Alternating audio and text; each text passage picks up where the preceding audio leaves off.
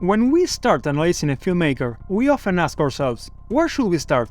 Should we look at their most obvious tropes? Or shall we start by comparing their films with other directors' movies? Okay then, where is the best place to start? Well, to put it simply, start from the beginning. We recommend taking a look at the opera prima. That's Latin for first work. So, we ought to pay attention to the first film made by the director we are analyzing. More often than not, in their debut film, the main interests of a filmmaker can be seen somewhat easily.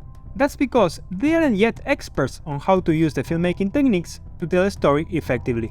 Tarantino's Reservoir Dogs is a clear example. His humor, typical dialogues, and violence can be seen here, but the film is a low-budget effort compared to his later movies. James Gray's Little Odessa is another great example. His intention to depict a ghetto-like neighborhood and dysfunctional family relationships can be found in this film. But he'll portray such scenarios with increasing complexity in future movies. Let's get to David Fincher, the director we are analyzing today. His first film is Alien 3, or Alien Cubic, whatever you prefer.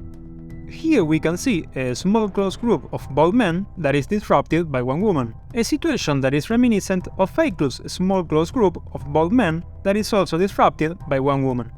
One of the main themes that Alien 3 establishes as a key component of Fincher's cinema is the evil that one of the protagonists has secretly within.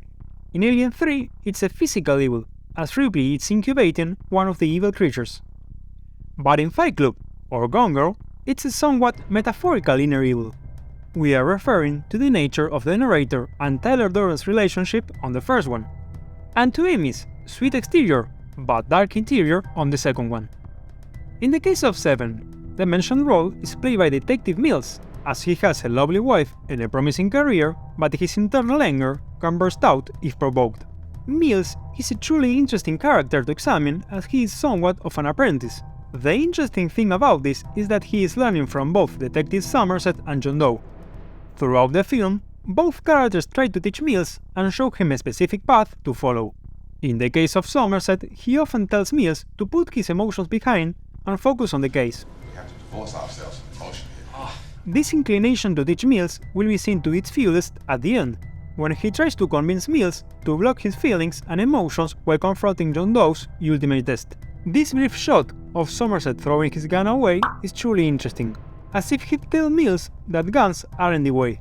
Situation introduced earlier in the film, when Somerset pulls his gun away and says that he has never fired it. You ever take a bullet? Never in my 34 years, knock wood. I've only taken my gun out 3 times with the intention of using it. Never pulled the trigger. Not once. On the other hand, John Doe does the total opposite, as he hassles Mills in every chance he gets in order to make him angry. Like here, the first time they meet, when John Doe is disguised as a journalist, or in this scene, when the detectives drive him to the desert, and of course, at the end, when John Doe confesses to Mills to fully enrage him. Remember what we said about Somerset throwing his gun? Well, we like to think that there's a reverse symmetry in this scene, where Mills points his gun to a smiling John Doe, as if John Doe's plan will succeed as long as Mills' gun is unfolded, much to Somerset's displeasure. We particularly like how this double teacher situation is symbolically established by Somerset's metronome, as if Mills will be the stick that moves from side to side, sometimes listening to Somerset's instructions, like when he follows him to meet the FBI informant, while other times failing to control his emotions when facing John Doe's elaborated plan, like when Mills disobeys Somerset and breaks into John Doe's apartment. Talking about John Doe, it's extremely curious how Fincher depicts him as a director inside the movie. Like here, in the opening titles, he is cropping an image as if he was editing a film, or the elaborate scenography with top-notch production design of his murders. Also, the photos of his victims as if they were cast in different roles. It's quite interesting how in each of the victims' photos we can clearly see indications of the respective scene, like Mills' exaggerated gestures indicate his wrath, or the forked oath of the fourth victim suggesting lust. Also, John Doe refers to the murders as his work, as if he was an artist.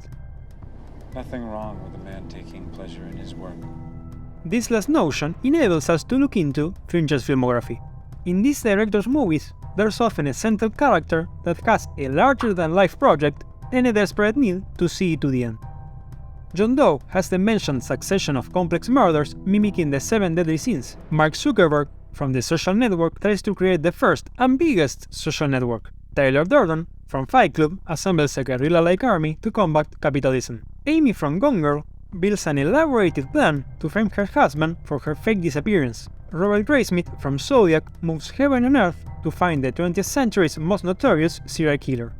These characters are willing to compromise their own lives in order to see their projects to fruition. Let's get back to John Doe.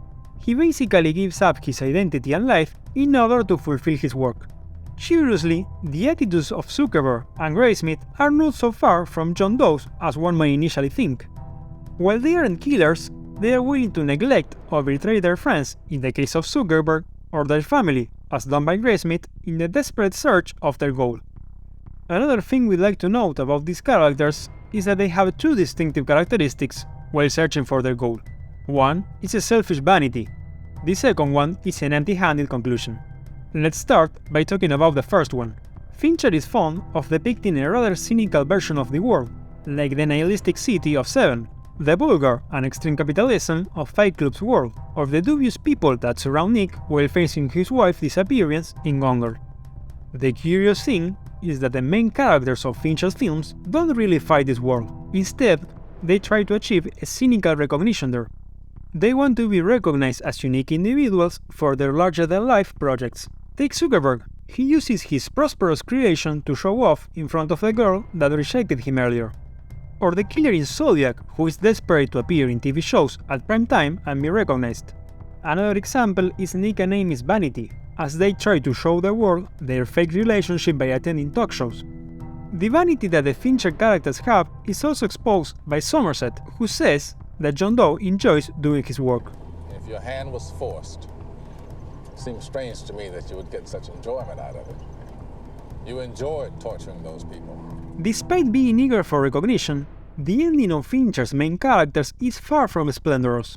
In fact, it's quite the opposite. This takes us to the second characteristic we mentioned before, how the characters end the film without achieving a significant reward. At the end of The Social Network, Zuckerberg is all alone in front of the monitor with no one to share his success with. The game's finale is another example, as Nicholas is unsure whether the game is over or if he's still trapped in the farce. Zodiac's ending is also quite hollow. There's no big confrontation between Graysmith and the killer. There is no payoff, as the audience only watches an uneventful scene in a store. What's curious is that, despite conducting titanic projects, the protagonists of Fincher's cinema often end empty-handed or have a hollow victory, something reminiscent of director John Ford's protagonists, as they go through a big sacrifice or extraordinary feat only to be left alone and forgotten. As happens in The Searchers, Ethan goes through heaven and earth to save Debbie, only to live quietly and unnoticed. Or what occurs in The Man Who Shot Liberty Balance. Here, Tom Donovan is the man responsible for Ramsey's achievement. Nonetheless, he is left alone without recognition for his secret action. If we started today's video talking about how Alien 3 introduced one main topic of Fincher's cinema, then we could conclude that Seven was the film that fully established the mentioned themes for the rest of his filmography. Furthermore, Seven has been a source of inspiration for many different works since. Take the opening credits, which has been seen many times since. A great example is Fincher's TV series Mindhunter. Another work clearly influenced by Seven is Matt Reeves' The Batman. The cities in both films have a common mood. The Riddler's murders also follow a specific pattern like John Doe's, and his hideout is also reminiscent of the one we saw in Seven. It's a funny coincidence that Seven, a film that deals with a character that is influenced by the other main characters, has in fact influenced many works since. Okay, that's all for now. Don't forget to comment what you think of Seven and Fincher's movies. See you next time on See Cinema. If you like the video, please comment, like and subscribe.